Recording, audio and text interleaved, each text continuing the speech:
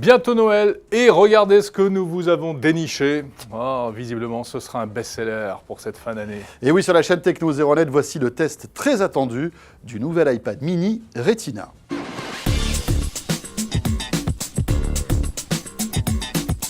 C'est donc la deuxième version de la tablette petit format d'Apple. Voilà, deuxième génération qui, comme ça, à première vue, ne change pas du tout par rapport à la précédente. Quand l'écran est éteint et quand on la regarde, quand on la compare comme ça au précédent iPad, on ne voit pas de différence. C'est vrai. Même design, même dimension, légèrement plus épais, mais franchement, il faut sortir la loupe et regarder ça attentivement, c'est 0,3 mm. Moins d'un millimètre de différence. C'est tout petit. Même écran donc, de même dimension, 7,9 pouces, ouais, voilà. Exactement. Et puis les caméras qui sont exactement les mêmes, 1,2 mégapixels à l'avant et 5 mégapixels à l'arrière. Alors 720p à l'avant pour faire du FaceTime par exemple, et puis à l'arrière... EyeSight, comme ils disent, à l'arrière. Voilà, et à l'arrière c'est du 1080p si vous voulez filmer. Alors il y a quand même évidemment des petites choses qui changent. Bah oui, parce et non qu'on ne ferait pas de test. Et oui, bien sûr. Bon, alors elle est très légèrement plus lourde. On a gagné 30 grammes. Enfin, gagné. Non, on a perdu. On a perdu. Enfin, on a perdu ou gagné. Tout dépend. Voilà. Ouais. Bon, ça se sent. C'est pas énorme, mais ça se sent. Ça se sent un petit peu, mais c'est pas, voilà, c'est pas quelque chose qui est complètement éliminatoire. Bon. Mais elle est beaucoup plus puissante. Apple a fait ses calculs et on en est à 4 à 5 fois plus rapide que l'iPad mini.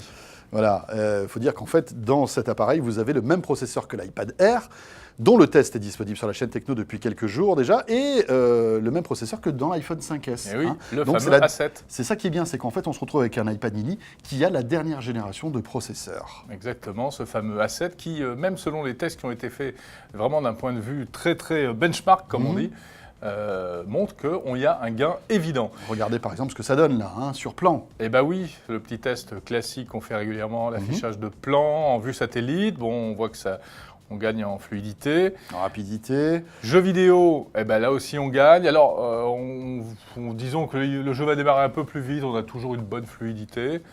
Un petit coup de Need for Speed, ça fait pas de mal. Voilà, même s'il est difficile de comparer en fait les deux écrans, puisque là, on filme en 1080p et ça va être difficile de différencier l'écran non Retina de l'écran Retina. Il n'y a pas grosso modo, pour ce qui est du jeu, là, de différence sur ce jeu-là. En tout cas, on ne voit pas de différence de graphisme. C'est très fluide. Il démarre plus vite, mais il n'y a pas de différence de graphisme. Alors juste une précision, peut-être que ces jeux n'étaient pas optimisés iPad mini Retina. Il faudra voir après, à l'avenir, si effectivement des applications dédiées sortiront. Alors qu'est-ce qu'on a d'autre? La même puce M7 que dans l'iPhone 5S et dans l'iPad Air, c'est-à-dire cette espèce de puce un peu bizarre pour la détection de mouvements, etc. Ça peut servir par exemple dans cette appli qui s'appelle One Day, qui est une sorte de journal de voyage. Exactement. Et donc qui va enregistrer le nombre, non seulement ce que vous faites dans la journée, ça c'est vous qui le notez, mais aussi où vous êtes.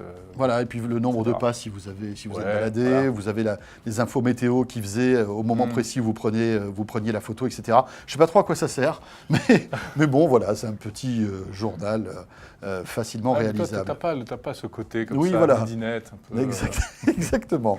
Le Wi-Fi a été amélioré aussi sur cet iPad mini Retina. Il est 4G. 4G. Eh oui. Voilà. Enfin, il est 4G française. Il existe 4G. En version Wi-Fi ou en version 4G, mais la version 4G sûr. est disponible. Et puis l'autonomie, ça c'est important pour ce genre d'appareil très nomade. On est visiblement avec la même autonomie que du précédent. Exactement, donc autonomie annoncée d'environ 10 heures. Bon, il y a quand même une grosse différence qu'on n'a pas évoquée. Oui, c'est le bouton arrière qui est coincé. Non, c'est pas ça. Mais non, mais c'est l'écran.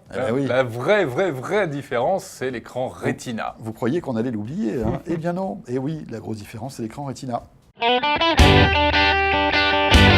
Bon alors ce fameux écran Retina, bah oui c'est vraiment le point fort principal du nouvel iPad mini qui s'appelle d'ailleurs iPad mini Retina.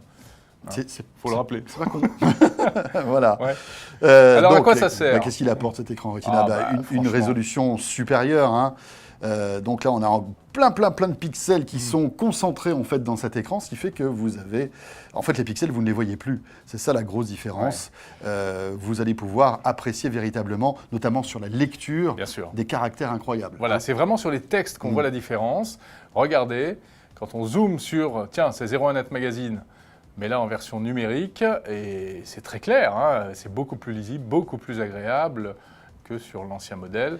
Il n'y a pas photo. Alors, juste, on y reviendra peut-être sur les points faibles. C'est vrai que là, véritablement, ça se voit, mais ça ne se voit pas partout. En tout cas, il faut vraiment avoir une vue d'aigle pour sentir la différence. Autre point fort, Jérôme, c'est la rapidité, puisque là, on a le top du top des puces mobiles d'Apple. Hein. Alors évidemment, on passe pas sa vie à mesurer la vitesse de son processeur, mais ça fait partie du confort d'utilisation au jour le jour. Quoique je t'ai vu avec le chronomètre, calculer l'ouverture des pages.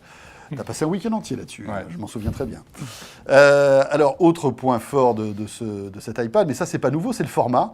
Ce format donc d'iPad mini de 7,9 pouces qui est très séduisant, très agréable, compact. Ça rentre dans la poche d'un manteau, par exemple. Hein. C'est dingue, mais vous pouvez rentrer un iPad mini dans la poche d'un manteau. Bon, évidemment, c'est pas Apple qui a inventé ça, au contraire, Apple est venu après, Bien sûr. Mais ce format-là est vraiment un truc qui plaît de plus en plus aux utilisateurs. Donc, point fort. Et puis, d'une manière générale, il faut quand même le dire, moi je trouve, et on l'a peut-être pas assez dit d'ailleurs sur notre test de l'iPad Air, donc on peut tout en rajouter. Le design, c'est un très très beau produit quand on l'observe de près, qu'on le prend en main. Il n'y a pas à dire, c'est quand même. Et puis il y a toujours ce savoir-faire d'assemblage incroyable de la part d'Apple pour tous ces produits. C'est nickel, quoi qu'on dise, et cet iPad mini Retina ne déroge pas à la règle. Bon, alors, difficile de lui trouver des points faibles quand même. C'est vrai. Alors on a cherché, en grattant un peu, on peut malgré tout en trouver quelques-uns. Alors ce qui était son point fort peut devenir un point faible aussi. Certains vont trouver peut-être cet iPad mini trop petit. C'est vrai. Quand il s'agit de lire des petits caractères, le clavier, évidemment, c'est moins confortable que sur un iPad ou sur une tablette 10 pouces. L'écran n'est pas forcément adapté au film, ce qui fait que quand tu regardes un film, tu te retrouves avec des barres noires en haut et en bas, ce qui fait que ça réduit encore en fait la surface d'affichage de l'image de ton film. Ça peut-être être un peu moyen. Si on veut chipoter, effectivement, il y a ce genre de choses. choses. Chipoter. En ce qui concerne la taille, juste, si on la trouve trop petite, c'est là où Apple a tout prévu, et qu'il faut passer à l'iPad Air, la taille au-dessus. Mais voilà, moi j'avais juste peut-être aussi ce petit point faible à rajouter, c'est qu'aujourd'hui l'iPad Air est tellement devenu fin, léger, compact, que lorsqu'on le compare à l'iPad mini, il n'y a plus beaucoup de différence. On se dit, tiens, on va rentrer dans un magasin pour acheter un iPad mini. Il suffit qu'on voit l'iPad Air à côté, on se dit, tiens, pour 90 € de plus, c'est la différence je peux passer de l'iPad mini à l'iPad Air. Et franchement, est-ce que c'est pas l'un des points faibles aussi de cet appareil, le fait de se dire, tiens, au départ, je suis rentré pour acheter un iPad Air et je repars avec un iPad mini et je repars avec un iPad Air. Donc c'est un point faible parce que ça va vous coûter plus cher, ça va rapporter plus d'argent. Voilà, c'est ça. Bon. Mais c'est un point fort pour Apple, en tout cas. Ça, c'est clair. Il ne rentrera pas dans la poche du manteau, en revanche, l'iPad Air. Hein. Voilà, son prix aussi, c'est peut-être un point faible. Hein. On est quand même dans des produits assez haut de gamme. Toujours, ça démarre à environ 400 € pour la version 16 Go Wi-Fi. Donc là, c'est le minimum. Hein. Jusqu'à près de 800 € pour le top du top, la version 3G. Enfin 4G plutôt. 4G, 128 Go. Oui, à noter que cet iPad mini Retina existe en version 128 Go. Ça va ravir tous ceux qui stockent énormément de films, de photos et de musique. Voilà pour l'iPad mini Retina. La chaîne Techno 01net, toute l'actualité high-tech. Merci de nous suivre tous les jours. À très vite. Salut à tous.